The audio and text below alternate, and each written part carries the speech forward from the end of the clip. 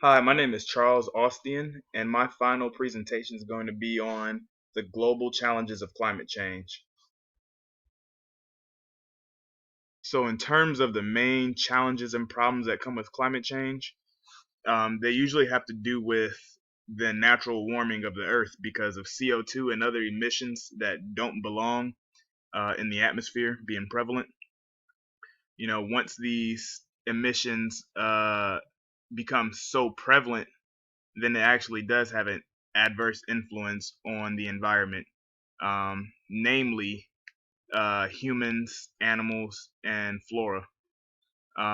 So I would say that populous cities where humans live are affected the most, although all populations could be affected by climate change.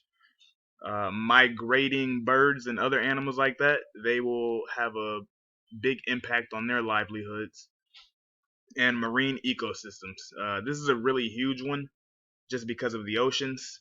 Um, when the temperature rises, that means the acidity also rises in the ocean, which hurts a lot of the ecosystems that live in the ocean. So climate change can lead to smog in the air and more acidic oceans, as I already said, and it's very detrimental to these flora and fauna and their habitats. So I have two examples of cities that are impacted by climate change. So the first one I have is Lagos, Nigeria. So Nigeria has a population that is drastically increasing because of urbanization and industrialization. And that will in return increase CO2 and other emissions, by just as much as the population is increasing, maybe even more. Um, so some factors that can actually affect climate change in that area specifically are the dense populations, as I already said, bad sustainability practices, which is because the country itself doesn't have um, the monetary opportunity or time to actually invest in sustainable practices. And they also have a low focus on human impacts on the environment. We understand that humans affect the environment, and they understand that as well.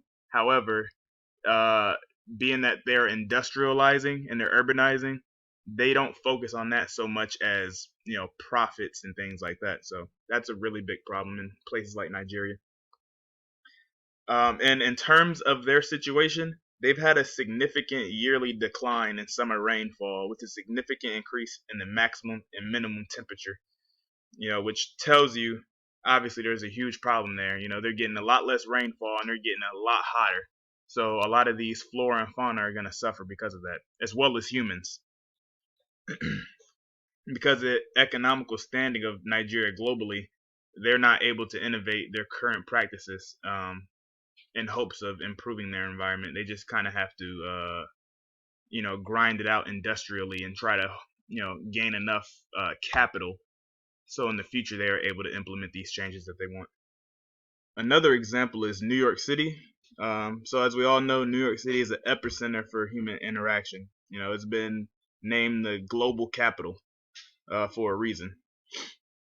Not only do they have a lot of human interaction going on, there's also a lot of industrial complexes there, which has a heavy influence on their environment, the air that they breathe, and the water that is within the state. So there are a few factors that affect climate change for New York City. As with Nigeria, the dense population affects it. There are numerous industrial complexes, as I already said, and the lack of green infrastructure within the city itself. Now, that's not to say that there is not green infrastructure within New York City, because there definitely is. It's just not enough green infrastructure to actually have a positive effect to offset all the bad effects that emissions are having. um, so there have been a surge of hurricanes and other environmental disasters that states like New York and Virginia have been dealing with recently over the last few years, and a lot of these can be pointed back to climate change. Um, One example is rapidly melting ice has the potential to raise sea levels by up to 1.5 meters by 2080. That will put parts of New York City and even Florida, which I live right now, underwater, which is deeply troubling. So here I highlight some of the ethical ramifications and considerations of climate change. So first and foremost is the fact that climate change is an issue caused by humans. We owe it to ourselves as well as future generations to correct the mistakes uh, before them. Not only do we owe it to ourselves and future generations, but we owe it to the flora and fauna that are suffering from climate change effects. Because they didn't have any cause in that. They didn't have any. They didn't contribute to any of those problems. I believe implementing laws and then policies are imperative to invoking like actual change. And when I say invoking change, I mean changing people's values in hopes that they will proliferate those values to others. Um, Education is key into changing people's mind. You can't just tell something to somebody and expect them to change their mind. You need to educate them and teach them why they should care. So there are many current policies that address climate change. One of them that I found really interesting was the United Nations Framework Convention on Climate Change, or the UNFCCC. It's an international environmental treaty that was signed at the Earth Summit in Rio de Janeiro in 1992.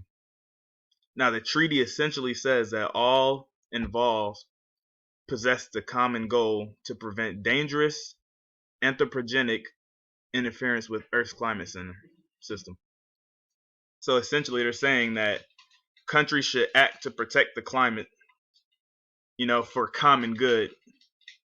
Um, but understand that there are different responsibilities and capabilities just based on the countries themselves. So, there's countries, like for instance, Laos, they signed it. They're not able to, use some of the innovative practices and things that we use because they're just not, caught up on that technology yet.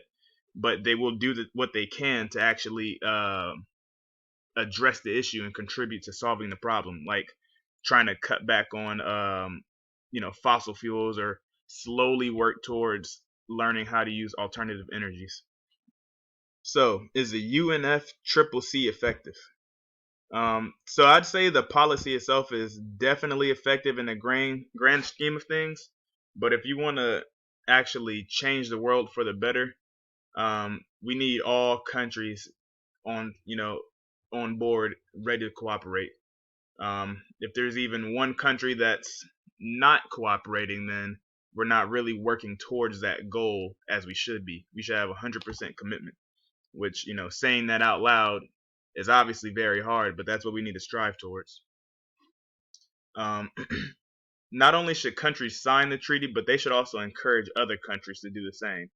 Modeling behavior is what makes people more likely to actually follow you and do as you say. Um, you know, Practicing what you preach is the best way to convince others of what you're doing.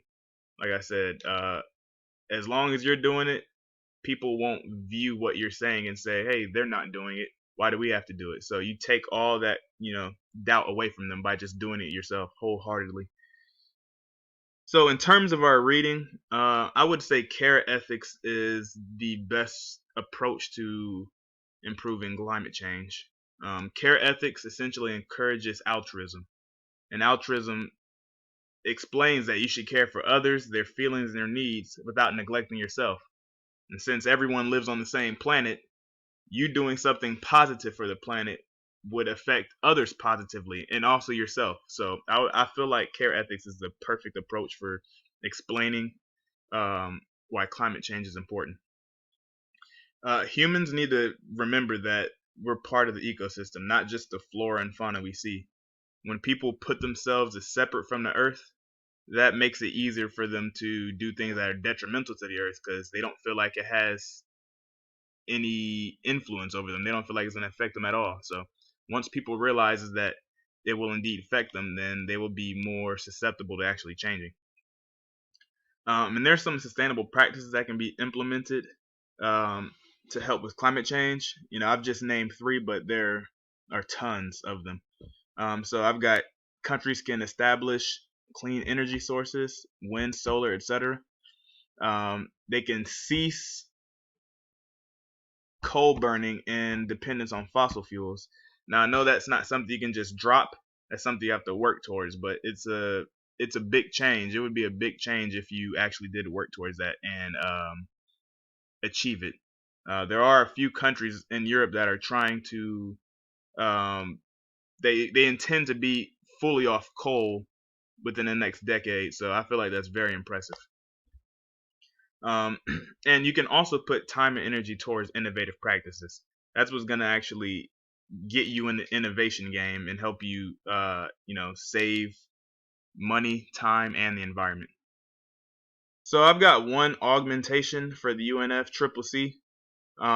One way to ensure that countries are implementing the changes highlighted within the treaty is to find countries, or cities that are not adhering to the standards agreed upon. There doesn't seem to be any consequences for going back on your word for the policy.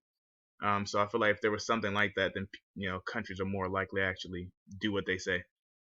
And also propose some type of addition to the policy, one that ensures that proper practices and standards as it pertains to managing climate change is known and accessible for any government to implement. Education is key. The more we know, the better we're able to understand what we need to do.